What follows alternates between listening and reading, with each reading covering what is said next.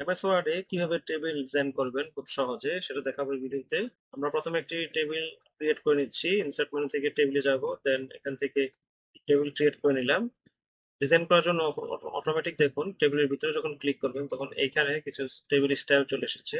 আপনি যখন বাইরে ক্লিক করবেন তখন সেটা থাকবে না, টেবিলের ভিতরে ক্লিক করা মাত্র সেটা চলে আসবে। অথবা আপনি এখানে ডাবল ক্লিক করবেন, করার পর দেখতে পাবেন এখানে চলে আসবে। তো এটা সিলেক্ট করে, টেবিলটা সিলেক্ট করে আপনারা এখান থেকে এই এই চিহ্নতে ক্লিক করবেন। মোর যে অপশন আছে এখানে ক্লিক করলে সম্পূর্ণ ডিজাইনগুলো বা স্টাইলগুলো দেখতে পাবেন। এখান থেকে আপনি যে স্টাইলটা আপনার ভালো লাগে সেটা আপনি অ্যাপ্লাই করতে পারেন। তো আমি একটি ডিজাইন অ্যাপ্লাই করে দিলাম, দেখুন সুন্দর একটি ডিজাইন অ্যাপ্লাই হয়েছে। এখানে কোনো কলামের লাইন দেখাচ্ছে না, আপনি চাইলে এখান থেকে এটাকে পরিবর্তন করে কলামের লাইন সহ স্টাইল নিতে পারেন। দেখুন এখানে কলামের লাইন সহ স্টাইল চলে এসেছে। এখানে আপনি আরো মডিফাই আরো অপশন আছে, আপনি এখান থেকে চাইলে চেঞ্জ করতে পারবেন। এছাড়া টেবিলের ডিজাইন মডিফাই করার প্রয়োজন হলে আপনি এখান থেকে একদম নিচে দেখতে পাবেন মডিফাই টেবিল স্টাইল আছে, এটাতে ক্লিক করে এখানে নেম আছে, নাম পরিবর্তন করতে পারেন। Style based on table normal আছে, এখানে আপনি চেঞ্জ করতে পারেন। এরপর নিচে দিয়ে দেখেন ফরম্যাটিং কিছু আছে। প্রথমে আছে ফন্ট, টেবিলের মধ্যে কোন ফন্টে লেখা হবে। এরপর ফন্ট সাইজ আছে, বোল্ড, ইটালিক, আন্ডারলাইন এগুলো আছে। এখানে আপনার কালার আছে। এখানে টেবিলের লাইন আপনি এখান থেকে মোটা চিকন করতে পারবেন। বর্ডারের স্টাইল চেঞ্জ করতে পারবেন, বর্ডারের কালার চেঞ্জ করতে পারবেন। এভাবে আপনি টেবিলের ডিজাইনটাকে মডিফাই করতে পারবেন। নিচে দিয়ে দেখুন এখানে ফরম্যাট আছে, এখানে আরো কিছু ফরম্যাট আপনি পেয়ে যাবেন।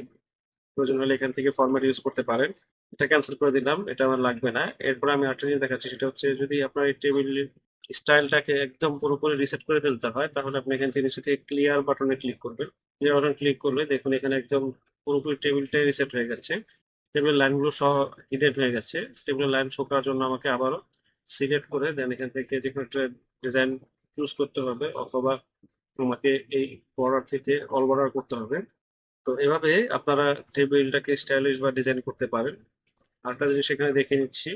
আরেকটা বিষয় হচ্ছে আপনি একদম নিচে যে অপশনটা আছে দেখুন নিউ টেবিল স্টাইল, এখানে গিয়ে আপনি আপনার ইচ্ছা মতো পছন্দ অনুযায়ী টেবিলটাকে ডিজাইন করতে পারেন বা টেবিল স্টাইল করতে পারেন। এখানে কিছু ফিক্সড স্টাইল ছিল, আপনি এটা হচ্ছে আপনার একদম নিজস্ব পছন্দ। এখানে আপনার পছন্দ যেভাবে সেভাবে আপনি এখানে টেবিলটাকে ডিজাইন করতে পারবেন। তো এই হচ্ছে টেবিল স্টাইল এবং ডিজাইন নিয়ে কথা। আপনারা অবশ্যই এই বিষয়গুলো প্র্যাকটিক্যাল যখন দেখবেন বা ট্রাই করবেন তখন এই বিষয়গুলো সম্পর্কে আরো শিখতে পারবেন। ধন্যবাদ জানিয়ে শেষ করছি। যারা ফলো করেনি ফলো করে রাখবেন এবং ইউটিউব থেকে দেখলে অবশ্যই সাবস্ক্রাইব করবেন। ধন্যবাদ সবাইকে।